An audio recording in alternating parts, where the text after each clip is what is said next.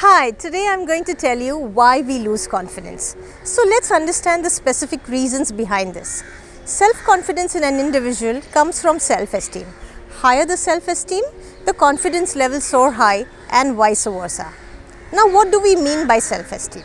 When you feel that you are worthy, you have abilities and you respect yourself no matter what, then you certainly have a high self-esteem. When you feel others are more deserving and you have done nothing in your life where you can feel that you can respect yourself, then you possibly have a low self-esteem. This all starts from our early childhood days.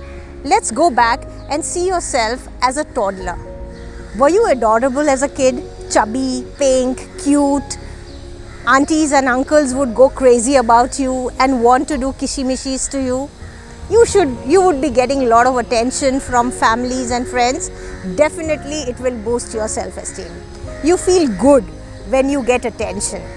However, when you are an average kid and when people around you are just being polite with you and not going gaga over you, you feel the absence of attention and possibly a low self-esteem.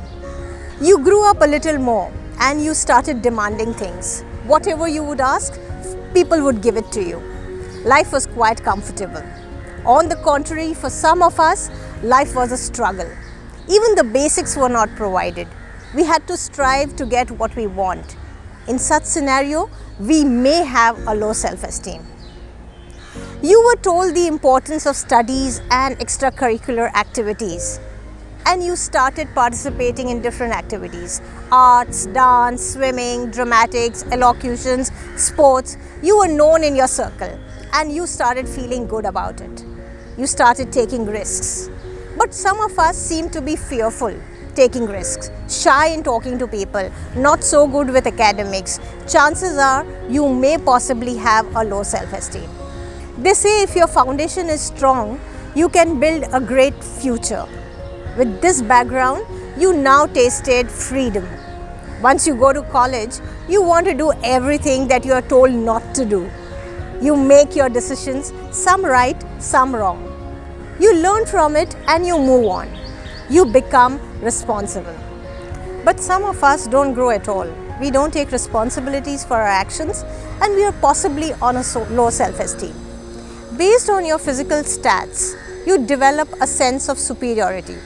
As a man, when you are tall with broad shoulders, toned biceps, tough looks, girls are going gaga over you. They are giving you a second look and you are loving it. They find you charming and witty and adorable. As a woman, you're beautiful, you're sexy with flawless complexion, you're well-toned body, you're attractive, and boys are simply going gaga over you.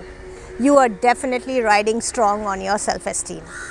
However, if you don't feel happy about the way you look, the way people respond to you, then you are possibly going through low self-esteem.